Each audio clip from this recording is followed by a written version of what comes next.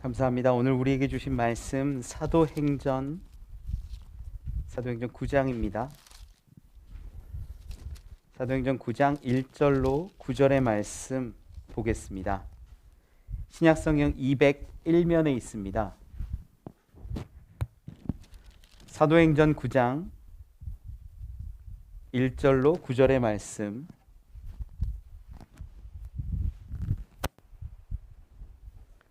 우리 한 절씩 교독하지요. 사울이 주의 제자들에 대하여 여전히 위협과 살기가 등등하여 대제사장에게 가서 다메섹 여러 회당에 가져갈 공문을 청하니 이는 만일 그 도를 따르는 사람을 만나면 남녀를 막론하고 결박하여 예루살렘으로 잡아오려 함이니라. 사울이 길을 가다가 다메섹에 가까이 이르더니 호련히 하늘로부터 빛이 그를 둘러 비추는지라. 땅에 엎드러져 들음에 소리가 있어 이르시되 사울아 사울아 내가 어찌하여 나를 박해하느냐 하시거늘 대답하되 주여 누구시니까? 이르시되 나는 내가 박해하는 예수라. 너는 일어나 시내로 들어가라 내가 행할 것을 내게 이를 자가 있느니라 하시니 같이 가던 사람들은 소리만 듣고 아무도 보지 못하여 말을 못하고 서 있더라. 사울이 땅에서 일어나 눈을 떴으나 아무것도 보지 못하고 사람의 손에 끌려 다메섹으로 들어가서 함께 읽지요. 사흘 동안 보지 못하고 먹지도 마시지도 아니하니라. 아멘. 아멘. 할렐루야. 옆에 있는 분들하고 인사 한번 하시죠. 잘 오셨습니다. 사랑하고 축복합니다.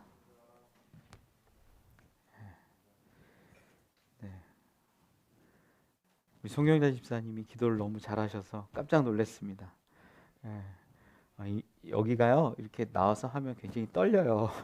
처음 하시는 분들은 집사님 늦게 신앙생활 하셔서 이렇게 대표 기도도 하실 수 있고 저에게 큰 상급임을 저는 고백합니다.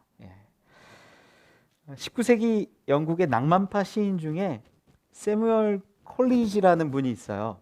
근데 이분이 시로 유명한 게 아니라 시인인데 시는 별 볼 거 없어요. 사실 이상해요. 읽어보면 시는 별거 없는데 이분이 유명했던 게 어떤 걸로 유명했냐면 평론, 비평으로 굉장히 유명했어요. 그분의 삶이 그 당시에 19세기였기 때문에 어두운 암울한 시대이기는 한데 이분이 나중에는 그 아편에도 중독돼서 그 중독된 채로 시를 쓴 거를 보면 이게 시인가 뭔가 싶을 정도로 애매하고 좀 어두운 면들이 많이 드러납니다. 그런데 이 평론에 있어서만큼은 굉장히 냉철하고 날카롭고 예리했어요. 그래서 누군가를 비평하는 거에 있어서만큼은 거의 뭐 최고봉으로 꼽혔던 분입니다. 한 번은 이분과 교육 철학자가 대담할 기회가 있었어요. 그래서 이 교육 철학자가 이런저런 얘기를 하는 가운데 아이들의 교육에 대해서 이야기를 하다가 이런 말을 합니다. 자기 생각에는 아이들에게 기본적인 교육은 필요하지만 아이들 스스로 자유롭게 생각하고 자기가 갖고 있는 그 정체성을 완전히 드러낼 수 있도록 부모나 이 교사들은 옆에서 가만히 있어주는 게 최고의 교육일 것 같다라고 말을 해요. 아이에게 자유를 주고 아이의 잠재력을 펼쳐 보일 수 있도록 아무 교육을 하지 않는 게 최고의 교육이다.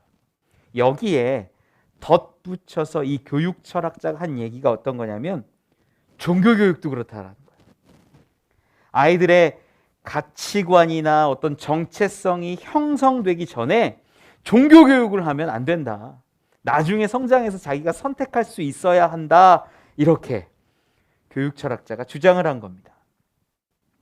그 이야기를 듣고 있다가 이 컬리지란 분이 삶은 좀 굉장히 평가가 나뉘지만 신앙은 굉장히 보수적이었어요. 그래서 이분이 얘기를 하다가 잠깐 우리 저기 밖에 좀 나가자고 정원을 그 교육 철학자를 데리고 나갑니다. 가서 정원을 보여주는데 그 정원이 정리가 하나도 안 된, 잡초가 무성하고 관리가 하나도 안 된 그 정원을 보여주면서 컬리지가 묻는 거예요. 어떻습니까? 이 정원 아름답습니까? 이렇게 물어보니까 교육 철학자가 말합니다. 이 정원은 좀 정리가 필요하겠네요. 잡초도 좀 뽑아내고 흙도 좀 이렇게 예쁘게 다듬고, 그리고 또 꽃도 여기저기 심으면 예쁠 것 같습니다. 이렇게 말을 했어요. 그 얘기를 듣고 있다가 콜리지가 바로 대답한 게 어떤 거냐면, 그러면 이 정원의 자유와 잠재력은 어떻게 됩니까? 이 정원에도, 이 식물들도 스스로를 나타내고 표현할 자유도 있고, 나중에 언젠가는 아름답게 커질, 꾸며질 잠재력도 있는데, 이 정원도 기다리고 기다리다 보면 당신이 아까 말한 대로 아름답게 바뀌지 않겠습니까? 이렇게 말한 거야. 그러니까 이 교육 철학자가 아무 말도 못하고 돌아갔다고 하죠. 여러분, 어린 아이는요, 처음에 태어나면 하나부터 10까지 하나하나 세심하게 가르쳐 줘야 돼요. 이제 아직 돌이 안 된 저희 막내 넷째 딸이 있는데, 이 아이는요, 요즘에 할머니 집만 가면 화분에 있는 흙을 먹으려고 합니다. 흙을 진짜로 쥐어 먹으려고 하는 거예요. 안 돼, 그러면 안 보다가 슬쩍 눈치를 보고 흙을 붙잡고 입에다가 넣으려고 하는 거예요. 안 돼! 아이가 뭘 알아서 그러는 게 아니라 가르치고 교육하고 깨닫게 해줘야 된다라는 거죠. 여러분, 신앙도 마찬가지예요. 신앙도요, 처음에 내가 영적으로 하나님의 은혜로 내가 거듭난 자로 깨어나면요, 신앙생활을 배워야 돼요. 그냥 있다고 잘하는 게 아니라 말씀 가운데 무엇이 진리고 무엇이 선이고 무엇이 악인지를 배워갈 수 있어야 된다라는 겁니다. 로마서 3장 20절에 율법이 있기에 우리가 죄를 깨닫는다 말합니다. 율법이 없으면 죄가 무엇인지 알 수 없었던 우리 가운데 율법을 주심으로 이것이 정의구나, 이것이 불의구나, 이것이 죄악이구나, 이것이 사망이구나 알 수 있다라는 거예요. 여러분, 세상에서 말하는, 도덕에서 말하는 죄와 생명, 성경에서 말하는 죄와 생명이 다릅니다. 우리가 도덕적인 어떤 지식을 배우고자 이 자리에 온 게 아니라 성경을 통해서 하나님의 마음과 하나님의 말씀과 하나님의 그 깊은 뜻을 배우고자, 알고자 이 자리에 온 줄로 저는 믿습니다. 오늘이 어린이 주일이에요. 어린이 주일을 맞이하여서 저 아이들처럼 우리도 배우고 익히고 순종할 수 있는 분들이 되기를 원합니다. 신앙이라는 건 내가 하고 싶은 대로 자유함 가운데 내 소견에 옳은 대로 나아가는 것이 신앙이 아니라 하나님의 뜻과 하나님의 말씀과 그 계획하신 뜻대로 나아가는 삶이 신앙의 삶이라는 겁니다. 오늘 본문에는요, 사울이 등장합니다. 이 사울이 막 기세 등등해서 대제사장에게 이 다메섹에 있는 회당에 가져갈 공문을 받는데, 그 공문이 이 예수를 믿는 사람들을 결박해서 예루살렘으로 잡아오는 공문이었어요. 그 공문을 받아서 다메섹으로 가는 길, 그 가운데 호련히 어떤 빛을 만나고 예수 그리스도를 만나는 이야기예요. 그런데 이 만나는 그 놀라운 장면이 우리 3절에 기록되어 있는데 이렇게 말씀해요. 3절 4절에 사울이 길을 가다가 다메섹에 가까이 이르더니 호련히 하늘로부터 빛이 그를 둘러 비추는지라. 땅에 엎드려져 들음에 소리가 있어 이르시되 사울아 사울아 내가 어찌하여 나를 박해하느냐. 이 사울이 빛과 예수 그리스도의 음성을 듣습니다. 이 음성이 처음에 이 빛이 처음에 누구인지 모르고 어떤 음성인지 알지 못해요. 그래서 그가 반문했던 게 5절에 주여 누구시니까 라고 말해요. 여기서 주여라는 건 야, 이게 신적 현현인 건 알겠는 거예요. 야, 이런 빛이, 이런 음성이 사람의 것이 아니구나라는 것을 직감적으로 아는 거죠. 그래서 주여라고 고백하고 누군지 모르니까 누구시니까 묻고 있습니다. 그때 들었던 응답이 나는 내가 박해하는 예수라. 여러분, 이 장면을 보면서 사울의 입장에서 한번 생각해 보시면 엄청 큰 아픔과 고통이 다가옴을 느낄 수 있어요. 사울은요, 이 당시 자기가 가지고 있었던 이성, 지식, 계획 모든 것들이 아마 무너지는 듯한 경험을 했을 겁니다. 왜냐하면 나는 지금까지 여호와 하나님을 믿고 살았고 율법을 지키며 살았는데 갑자기 내가 박해하는 자가 예수라 말하는 거예요. 지금 다메섹으로 가는 길이 어떤 길입니까? 예수를 믿는 자들을 내가 붙잡아서 결박해서 감옥에 가두려는 그 권세를 받아서 가는 길이에요. 지금 이 사울의 입장에서 예수를 믿는 자들은 어떤 자들이냐면 사입이고 이단이에요. 사울 입장에서는. 그러니까 야, 예수 믿는 자들 다 붙잡아서 이 옥에 가둬야 돼. 대제사장에게 공문을 받아가지고 다메섹의 회당 가운데로 가는 거예요. 그냥 가는 게 아닙니다. 이 다메섹에 보면 2절에 다메섹 여러 회당이라고 기록하는 거 보니까 회당이 여럿 있다라는 거는 그 도시가 그래도 성읍이 꽤 컸음을 방증하지요. 꽤 많은 회당 가운데 이 예수 믿는 자들을 다 잡으러 가야 되니까 그 사울을 따라오는 사람들도 많았을 겁니다.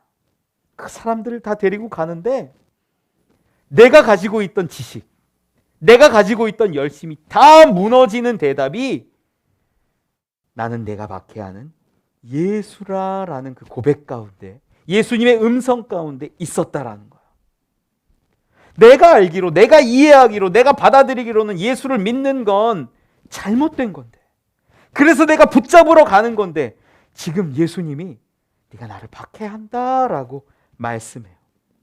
실제로 오늘 9절 말씀에 가서 보면 이렇게 기록해요. 9절 같이 한번 읽어볼까요? 시작. 사흘 동안 보지 못하고 먹지도 마시지도 아니하니라. 이 보지 못했다라는 거는 이 하나님이 눈을 가리셔서 잠깐 보지 못하게 됐으니까 어쩔 수 없는 건데 먹지도 마시지도 아니했다라고 자기의 능동적인 표현을 드러내요. 이동안 이 사흘 동안 뭐 했을 것 같으세요? 내가 지금까지 살아온 인생을 돌아봤을 겁니다. 내 신앙을 돌아봤을 겁니다. 내가 이렇게까지 열심히 했는데, 내가 하나님의 영광을 위해서 사는 것 같고, 내가 율법을 지키며 산 것 같고, 이단 사입이 다 멸하려고 내가 뛰어다녔는데 난 이거 뭐지? 내가 하려는 정의가, 내가 하려는 일들이 예수를 박해하는 일이었다니, 그 신적 현현, 그 놀라운 빛과 음성의 주인이 예수였다니, 아마 자기 인생 모든 것이 무너지는 듯한 마음을 느꼈을 겁니다. 어쩌면 그 3일 동안 먹지도 마시지도 아니하면서 그는 기도했을지도 모르고 회개했을지도 몰라요. 얼마나 힘들었을까요? 내가 지금까지 살아왔던 모든 것들이 부정되고 무너지는 듯한 경험. 그 사흘간의 시간은 육적으로는 보지 못하지만 그에게는 영의 눈이 떠지는 시간이었을 줄 믿습니다. 그 사흘간의 금식이 세상의 물질과 세상의 지식과 자기 의로움으로 채워가는 삶이 아닌 부활하신 예수로 채워가는 놀라운 순간이 되었을 거예요. 그는 그 사흘 동안 철저하게 다른 사람으로 변화됩니다. 말씀을 듣고 배우고 자기가 살았던 모든 것들이 허물어지지만 다시 부활하신 예수를 만남으로 회복되었다라는 것이죠. 오늘 말씀을 통해서 우리가 신앙을 가진 한 사람 한 사람, 이제 거듭난 한 사람 한 사람이 어린아이처럼, 신앙생활 처음 하는 그리스도인들처럼 우리가 배우고 믿고 말씀을 들음으로 따라갈 수 있는 이 시간들이 되기를 소망합니다. 함께 은혜 나눕시다. 첫 번째는요, 신앙은 내 방법으로 세우는 것이 아니라는 거예요. 이 본문에도 분명히 보면 호련히 하늘로부터 빛이 비추이고 음성이 들리기를 사울아 사울아 내가 어찌하여 나를 박해하느냐라고 말씀해요. 사울이 사실 누구를 박해했는지를 가만히 보면 이 스데반이 죽을 때 그 중심에 있었고, 또 오늘 본문 가운데에서도 보면 1절에 위협과 살기가 등등해서 예수 믿는 자들을 다 옥에 가두려고 다메섹으로 가던 길이었어요. 그가 자기 자신을 표현할 때, 사울이 자기 자신을 드러낼 때 사도행전 22장 3절에 이렇게 기록합니다. 나는 유대인으로 길리기아 다소에서 났고 이 성에서 자라 가말리엘의 문화에서 우리 조상들의 율법에 엄한 교훈을 받았고 오늘 너희 모든 사람처럼 하나님께 대하여 열심히 있는 자라. 하나님께 대해서 열심히 있는 자라고 그가 자기 자신을 소개해요. 그는 정말 열심히 있었던 자예요. 여러분, 이 하나님을 믿는다라고 말하는데 그냥 믿음이 아니라 이 바리새인들의 입장에서 먼저 보면 예수 믿는 자들은요, 이단이요 사입이에요. 여호와 하나님을 믿어야 되는데 예수님은 막 말씀하시기를 내가 하나님과 하나다 말하기도 하고 막 죽었다 부활했다 말하기도 하니까 이게 사입이고 이단인 거예요. 이 바리새인들 입장에서 볼 땐 말도 안 되는 이야기를 해요. 근데 사울이 야 나만 잘 믿으면 돼 이런 삶이 아니라 이단이고 사이비처럼 보이는 예수쟁이들 그리스도인들을 붙잡으러 여기저기를 쫓아다니는 사람이었다라는 거예요. 얼마나 열심히 있어요. 얼마나 열심을 내고 자기 시간을 들이고 자기 능력을 들여서 쫓아다니고 열심을 내는 사람들이었어요. 바리새인들은 당시에 정말로 율법을 잘 지키며 열정적으로 살았던 사람입니다. 그의 신앙이요, 하나님이 주신 말씀 율법을 지키기 위해서 어떻게 하면 잘 지킬까? 어떻게 하면 말씀을 그대로 지킬 수 있을까? 이걸 고민하던 사람들이 바리새인들이에요. 야, 어떻게 하면 안식일을 거룩히 지키는 걸까? 어떻게 하면 내 부모를 공경하는 걸까? 이런 것들을 고민했던 사람들이 바리새인들이라는 거예요. 그래서 이 율법에 있는 내용들을 정리한 다음에 연구해서 세운 것이 613가지의 율법 조항들이에요. 하나님이 주신 건 아니고 이 바리새인들이 연구해서 하나님의 율법을 잘 지키기 위해서는 이렇게 살아야 된다. 이런 것들은 하지 말아야 된다. 한 것들이죠. 그런데 이것들이 중심이 되다 보니까 하나님을 바라보지 못하고 율법을 지키는 일에 너무 중심되게 살게 된 거예요. 요한복음 5장에 보면 38년 된 병자가 나와요. 그가 침상에 누워서 아무것도 못하고 있는데 예수님이 오셔서 그를 고쳐주세요. 근데 고치는데 문제가 그날이 안식일이었던 거예요. 안식일에 그 38년 된 병자를 고치니까 예수님이 그 침상을 들고 돌아가라 그러거든요. 그러니까 38년 된 병자가 자기 침상을 들고 돌아가는 길에 누굴 만나냐면 유대인들, 바리새인들을 만나요. 그런데 이 바리새인들이 그때 뭐라고 하냐면 요한복음 5장 10절에 이렇게 기록합니다. 유대인들이 병 나은 사람에게 이르되 안식일인데 내가 자리를 들고 가는 것이 옳지 아니하니라. 지금 여러분 38년 된 병자가 누워있다가 일어났어요. 심지어 기운이 얼마나 셌으면 자기가 누워있던 그 침상을 들고 돌아올 정도예요. 그럼 일반적인 사람이면 어떻게 할까요? 야 진짜야, 야 대단하다, 대박이다, 하나님이 하셨어, 하나님께 영광 돌리자, 이런 게 보통 아마 우리의 시선일 거예요. 그런데 바리새인들은 지금 어때요? 안식일인데 네가 자리를 들고 가는 것이 옳지 아니하니라. 그거 침상을 들면 율법을 어기는 거고요. 침상을 내려놓고 걸어가면 율법을 안 어기는 거예요. 바리새인들이 이렇게 신앙생활했어요. 지금 죽어가는 사람이 38년 동안 묶여 있었던 그 사람이 자유해지고 온전해지고 생명을 얻어서 하나님께 영광을 돌리며 침상을 들고 가고 있는데 저들의 눈엔 지금 뭐가 보여요? 하나님의 역사하심이, 하나님의 치료하심이 보이는 게 아니라 그 침상이 보이는 거예요. 여러분, 바리새인들의 삶이 이랬다는 거예요. 열심은 있지만 방법이 자기의 방법이었어요. 여러분, 이것을 하나님 사랑하는 방법이라고 바리새인들은 여겼습니다. 이것이 하나님을 믿는 것이고 구원받는 길이라 여겼던 것이 바리새인들이었다는 거예요. 율법을 지키는 것이 가장 중요했어요. 사울도 자기가 바리새인이라고 고백하거든요. 그랬다면 어땠을까요?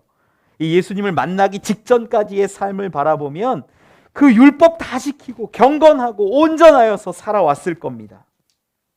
사도행전 22장 3절을 보았는데 4절엔 이렇게 기록해요. 내가 이 돌을 박해하여 사람을 죽이기까지 하고 남녀를 결박하여 옥에 넘겼노니. 자기가 고백하기를 내가 이 돌을 박해했다. 예수 그리스도의 돌을 박해하고 사람을 죽이기도 하고 결박해서 옥에 넘겼다라고 사울이 자기 자신을 드러냅니다. 무엇을 박해했다고요? 이 도. 예수 그리스도의 도를 박해하고 사람을 죽이고 옥에 가둔 이것. 오늘 본문에선 예수님이 누굴 박해했다고 그래요? 내가 박해하는 예수다. 여러분, 예수를 믿는 사람을 박해하고 이 도를 박해하는 것이 지금 예수님은 뭐를 박해하는 거라고 말씀하세요? 나를 박해하는 거라고 말씀한다라는 거예요. 이 말씀들을 가만히 살펴보면 지금 사울은요, 열심을 가지고 살고 하나님의 영광을 드러내며 살기를 원했고 자기가 생각한, 자기가 계획한 정의로 살기를 원했는데 그 일이 예수를 박해하는 것이고 예수 그리스도의 도를 박해하는 것이며 예수 그리스도의 성도들, 사람들을 박해하는 것으로 드러났다라는 거죠. 여러분, 우리의 방법으로, 우리의 계획으로 하나님의 뜻을 따라가고 신앙을 세울 수 있는 것은 결코 아닙니다. 우리는 우리의 방법으로 하나님을 믿고 예배하기를 원해요.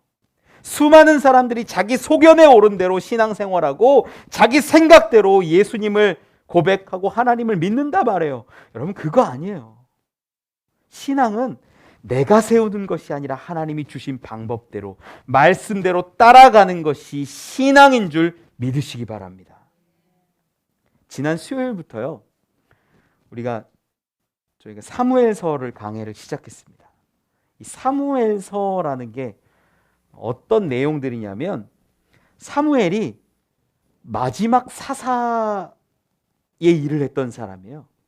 사사시대가 350년 정도 되는데 이 사사시대가 끝나고 사무엘이라는 마지막 사사를 통해서 사울이 또 다윗이 이렇게 왕들이 세워져 나가는 이야기가 사무엘서라는 성경이에요.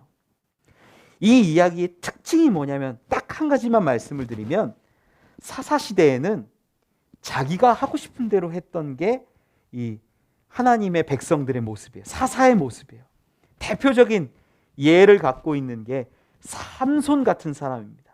삼손은요, 하나님의 영광을 드러내고 하나님의 이름으로 싸우는 게 아니라 자기의 어떤 복수심이나 적개심 같은 것 가지고 블레셋하고 싸울 때가 더 많았어요.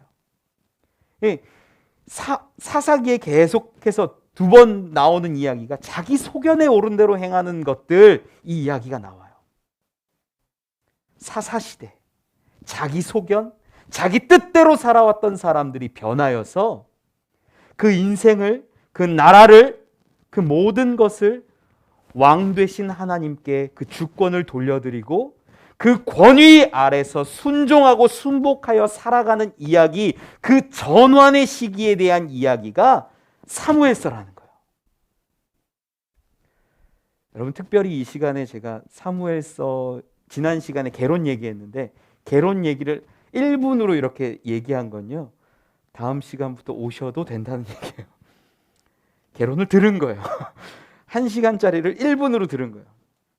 내 뜻대로 살아왔던 삶이 변하여서 하나님의 왕권을 인정하고 그 말씀에 순복하며 살아가는 삶으로 왕정시대로 뒤바뀌는 삶의 그 중심 한복판에 사무엘이 있었고 그것을 이루어가는데 하나님이 역사하셨다라는 거죠. 여러분, 신앙은요, 자기 소견에 옳은 대로 행하는 것이 신앙이 아닙니다. 결코 아니에요. 그러한 신앙은요, 지금 사울처럼 열심만 있으면 누군가를 죽이는 일이 되고 누군가를 박해하는 일이 되며 그것이 예수 그리스도를 박해하는 것이고 하나님 나라를 막는 일이 될 수 있다라는 거예요. 야, 나는 내 신앙 있어. 그래도 내 믿음 있어서 난 나름대로 열심히 해. 여러분의 믿음과 여러분의 열심보다 사울이 더했어요. 그런데 그것이 방향이 잘못되면, 하나님이 정하신 것이 아니라면, 내 방법으로 세운 것이라면 누군가를 박해하는 것이 되고 하나님 나라를 막는 것이 되고 예수를 박해하는 일이 될 수 있다라는 거예요. 얼마나 두려운 일입니까? 여러분, 내 방법이 아닌, 내 소견이 아닌 하나님의 뜻 가운데 나아갈 수 있는 저와 여러분 되시기를 축원합니다. 두 번째 은혜 나누었으면 하는 것은요, 하나님이 그의 길을 정하신다라는 겁니다. 이 사울이 다메섹에 들어가는 장면, 그 예루살렘에서 대제사장에게 이 공문을 받아서 이 다메섹에 있는 많은 회당 가운데 사람들을 붙잡아 오기를 원해서 이제 가잖아요. 그 공문은요, 지금으로 따지면 체포 영장 같은 거예요. 회당 가서 예수 믿는 자 다 찾아. 수많은 사람들을 데리고 뭐 밧줄 같은 것들을 가지고 아마 갔을 겁니다. 그런데 그 자리에서 예수님을 만나죠. 예수님을 만나고 나서 그가 바뀝니다. 예수님을 만나고 나서 자기가 준비했던 모든 것들이 의미 없어짐을 그는 경험한다라는 거예요. 그가 갖고 있었던 체포영장, 그가 준비한 밧줄이나 여러 가지 결박할 도구들, 그를 도와서 함께 왔던 수많은 사람들, 아무 의미 없어져요. 그의 걸음 어땠을까요? 아마 그 다메섹으로 들어가는 길 가만히 뒀으면 개선 장군처럼 내가 이단과 사이비를 정죄하러 왔노라 이러면서 당당하게 들어갔을지도 몰라요. 자기의 방법, 자기의 계획이었다면 분명히 그리했을 겁니다. 그런데 그가 어떻게 됩니까? 오늘 본문 말씀 우리 8절 한번 같이 읽어볼까요? 8절 시작. 사울이 땅에서 일어나 눈은 떴으나 아무것도 보지 못하고 사람의 손에 끌려 다메섹으로 들어가서. 아멘. 내가 개선장군처럼 들어가서 이단 사입이 다 멸하고 예수 믿는 자들 다 결박하고 내가 옥에 가두겠다라는 마음으로 당당하게 그 다메섹 앞까지 왔는데 호련한 빛을 보고 예수 그리스도를 만나고 났더니 그가 꼬꾸라집니다. 엎드려집니다. 그리고 어떻게 돼요? 8절에 사람의 손에 끌려 다메섹으로 들어가. 여러분, 이게 아이러니예요. 체포영장을 가지고 내가 걸어가려고 했던 성읍에서 오히려 그가 끌려 들어가는 존재가 되어버립니다. 자기가 판단했고 자기가 다 알 수 있고 자기가 예수 믿는 자 이단 사입이 다 잡을 수 있다고 생각했는데, 자기가 가장 열심내는 바리새인이라고 생각했는데 아무것도 보지 못한 채로 사람의 손에 끌려 다메섹으로 들어갑니다. 그리고 오늘 본문 이 9절 넘어서서 10절부터 쭉 보면요, 아나니아라는 그 제자에게 그가 기도받고 볼 수 있게 돼요. 아나니아는 어떤 자입니까? 지금 내가 체포 영장 받아서 공문 가운데 잡아야 하는 자가 아나니아인데 그에게 기도받고 그가 보는 사람이 돼요. 여러분, 놀랍게 바뀐 거예요. 내가 잡으려고 했던 사람이 나를 낫게 해주고 치료해주는 사람으로 바뀝니다. 내가 들어가려던 길에 내가 끌려 들어가게 됩니다. 여러분, 이건요, 하나님이 정하신 길, 하나님이 계획하신 것들이 내 계획, 내 길보다 더 크고 분명하며 하나님은 바꾸어 가심을 보여준다라는 거예요. 이것이 하나님의 방법이에요. 내가 잡으려 했고 내가 들어가려고 했는데 하나님이 끌려 들어가게 하시고 그 사람의 손으로 기도하여서 온전케 하시는 것, 하나님의 방법이에요. 내 방법이 버려지면 하나님의 방법이 드러납니다. 내 방법이 내려놓아지면 하나님의 뜻이 일어난다라는 거예요. 그곳에 사람들을 잡으러 들어가려 했지만 그곳은 끌려가는 곳이 되었고, 의지와 노력, 열심 가지고 나아간 자리였겠지만 하나님이 예비하신 사람들을 통해서 그의 삶이 뒤바뀌는 자리가 된 것이지요. 여러분, 우리의 삶은요, 우리의 신앙은요, 내가 알고 내 계획으로 내 뜻대로 걸어가는 것이 아니에요. 하나님이 알려주시고 하나님이 계획하시고 보여주신 길을 따라서 더듬더듬 걸어가는 것이 신앙의 길이지, 나는 알아요, 내가 갈 수 있어요, 여러분, 그거 아닙니다. 그게 사사들의 모습과 다를 바 하나 없다라는 거예요. 내 방법, 내 소견에 오른 대로 신앙생활하는 사람 얼마나 많습니까?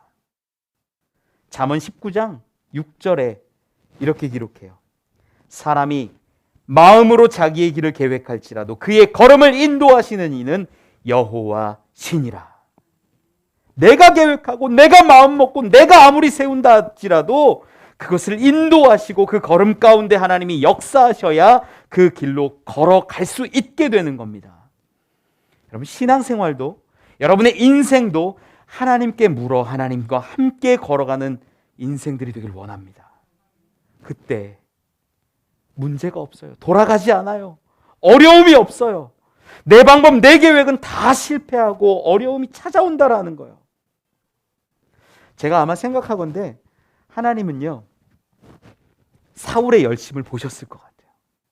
사울, 제가 아까 말씀드렸잖아요. 사울 얼마나 열심히 했냐면 그냥 믿고 자기 율법 지켜도 되는데 그 당시 자기가 생각했던 이단 사입이 다 때려잡겠다라고 나선 사람이잖아요.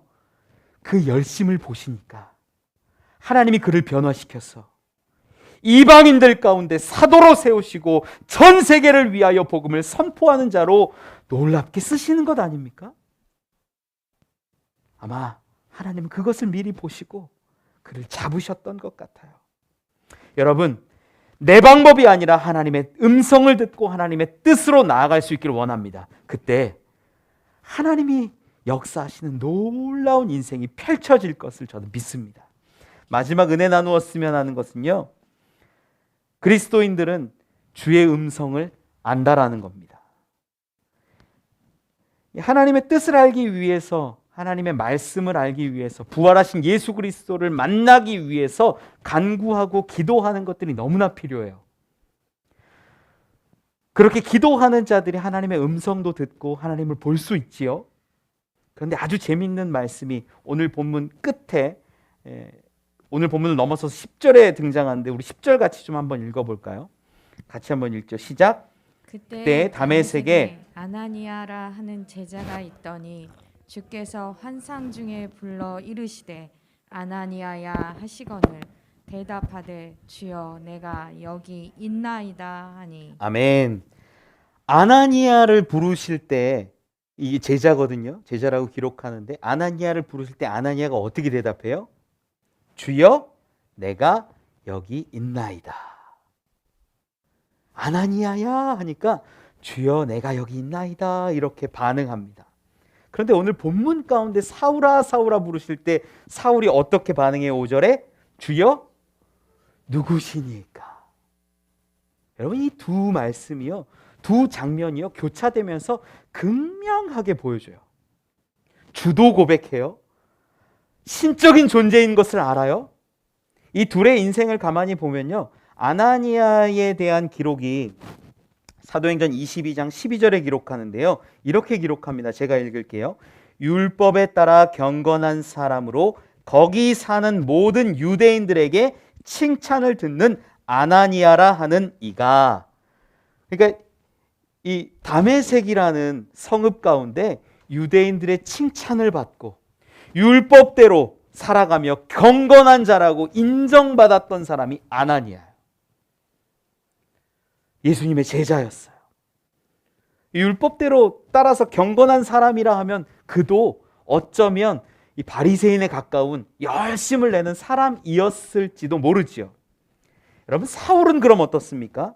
사울은 우리가 아까도 봤잖아요. 가말리알의 문화에 있으면서 수학했던 어마어마한 지식을 갖고 있었고요. 자기가 스스로 얘기하기를 나는 베냐민 집하고 난 히브리인 중에 히브리인이고 나는 율법적으로는 바리새인이고 좋은 건 다 갖다 붙여요. 사울이. 여러분, 아나니아와 사울을 가만히 보세요. 둘 다 율법 따라 살아가는 사람들이에요. 둘 다 칭찬받는 사람들이에요. 둘 다 열심히 있는 사람들이에요. 차이가 하나 있다면 뭐예요? 부활하신 예수 그리스도를 아느냐, 부활하신 예수 그리스도를 믿느냐, 믿지 않느냐의 차이였다라는 거예요. 딱 그거 외에는 없어요. 그랬을 때 아나니아는 어떻게 반응합니까? 주여, 내가 여기 있나이다. 사울은 주여, 누구시니까? 예수 그리스도를 아는 게 너무나 중요하다라는 거예요.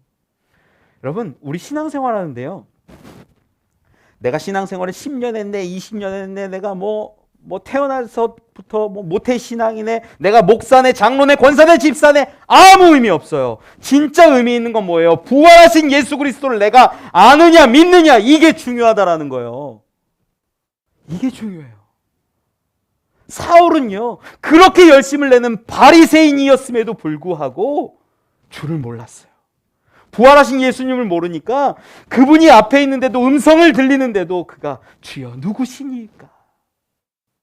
모르는 자의 특징입니다. 아무리 열심히 있어도, 아무리 신앙생활 오래 해도 주의 음성을 듣지 못하고 부활하신 예수를 만나지 못하면 주님 만났을 그때에도 누구시니까 묻는다라는 거예요. 아나니아는 예수님을 알았어요. 예수님을 배웠어요. 부활하신 예수 그리스도를 만났어요. 그러니까 그가 고백합니다. 주여, 내가 여기 있나이다. 여러분, 이 장면이 마치 아나니아의 주여 내가 여기 있나이다 이 고백하는 이 장면이 사무엘서에 가만히 보면은 사무엘이 어릴 적에 3장에 나오는 이야기인데, 이 사무엘아 부르실 때에 알지 못하니까 엘리 제사장에게 뛰어갑니다. 아, 저를 부르셨습니까? 아니, 나 안 불렀다. 두 번째, 세 번째, 저를 부르셨습니까?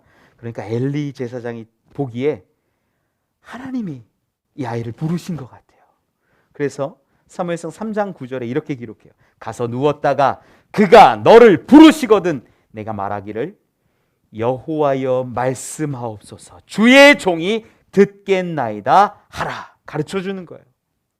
하나님과 교제하는 방법, 하나님의 음성을 듣는 방법을 엘리 제사장이 가르쳐 주니까 그때 사무엘이 그렇게 고백하고 나서 하나님의 말씀이 임하고 음성이 임하고 그가 선지자로, 사사로, 선견자로 설 수 있게 됐다라는 거예요.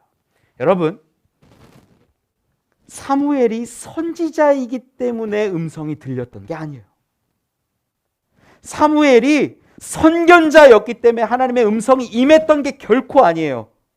하나님의 음성 듣는 법을 배웠고 하나님의 음성을 들었기 때문에 선지자가 되고 선견자가 된 거고 사사의 일을 감당한 거지, 그가 선지자였기 때문에 하나님의 음성이 임한 게 결코 아니에요. 목사님들도, 장로님들도, 권사님들도, 집사님들도 동일해요. 집사이기 때문에, 권사이기 때문에 하나님의 음성이 임할 것 같아? 아니에요. 하나님이 임하시고 말씀하신 자, 그가 하나님의 뜻을 깨닫고 말씀 가운데로 서며 나아갈 수 있게 된다라는 겁니다. 그리스도인은요, 주의 음성을 듣는 자여야 하고 주의 음성을 깨닫는 자여야 하고 그 음성을 아는 자여야 해요. 예수님은 내 양은 내 음성을 안다 말씀하세요. 내 양은 내 음성을 안다. 예수님은 각각 양들의 이름들을 부르면서 하나씩 하나씩 부르시고 그 양들은 목자의 음성을 알기에 나아오는데 우리는 어때요? 우리 신앙은 내 계획, 내 방법, 내가 예배 드리고 싶을 때 내가 예배 드리고, 내가 기도하고 싶을 때 기도하고, 내가 하고 싶을 때 봉사하고, 내가 드리고 싶은 만큼 헌금하고, 내 마음대로 하면서 하나님, 내 소견대로 하고 있는 거 맞죠? 그거 어쩌면 사울의 모습과 똑같고 사사의 모습과 똑같은 모습일 줄 여러분 아셨으면 좋겠어요. 그리스도인은 주의 음성을 듣는 자입니다. 그리고 주님이 말씀하실 때 주여 내가 여기 있나이다 고백할 수 있는 자가 진짜 그리스도인이라는 거예요. 많은 사람들이요 신앙생활해요. 많은 사람들이 교회 옵니다. 헌금도 합니다. 봉사도 합니다. 하나님 저 교회 왔습니다 막 얘기해요. 기도도 열심히 해요. 그런데 그 가운데 하나님과의 교통함이 없으니까 기쁨이 없는 거예요. 예배를 드렸는데 예배가 찬양팀이 잘하면 은혜가 되고 찬양팀이 못하면 저게 뭐냐, 목사님이 설교를 잘하면 은혜가 되고 오늘 목사님이 설교 죽순 것 같아 은혜가 안 되고, 교회가 좋아 그러면 은혜가 되고 교회가 안 좋아 그러면 은혜가 안 돼요. 내 마음이 기뻐 그러면 교회 올 때 발걸음이 가벼워. 내 마음이 불편해 그러면 교회 와서 은혜가 하나도 안 돼. 여러분 그런 주변적인 상황과 여건 따라서 예배 드리는 게 아니라 오직 하나님과 교제함 가운데 하나님의 음성을 듣는 가운데 예배해야 흔들리지 않는 예배자가 된다라는 거예요. 여러분, 전 여러분들이 기도하실 때 그렇게 기도했으면 좋겠어요. 하나님, 길을 알려주세요. 하나님, 내가 계획 세웠습니다. 하나님, 이대로 갈 수 있게 힘과 능력을 주시고 사람을 붙여. 그게 아니라요. 진짜 기도는 하나님, 제가 뜻을 이렇게 정했지만 하나님의 뜻을 알려주세요. 하나님의 사람을 붙여주시고 하나님 그 길, 하나님 그 방법을 알려주셔서 내가 그 길로 걸어가길 원합니다. 내 방법을 하나님의 방법 가운데로 이동시키는 게 기도예요. 그런데 우리는 내 계획, 내 방법, 그리고 하나님의 음성이 확신받기만을 원해요. 여러분 그거 아닙니다. 이제는 주의 음성 듣고 주의 음성 가운데 순종하며 나아갈 수 있는 자들이 되기를 원합니다. 그것이 진정한 배워나가며 성장해 나가는 그리스도인입니다. 말씀을 맺습니다. 저희 넷째 막내딸이 이제 아장아장 걷기 시작했습니다. 돌이 아직 안 됐는데 아장아장 걸어요. 얼마나 예쁜지 모르겠어요. 지난 수요일에 와서 교회에 이렇게 와서 보니까 저희 넷째 딸이 제일 잘하는 걸 하나 찾았는데 그게 뭐냐면요, 인사하는 거예요. 돌이 안 된 애가 인사한다니까 여러분 안 믿으시겠지만 애가 어떻게 하냐면요, 안녕하세요를 해요. 말이 안 되니까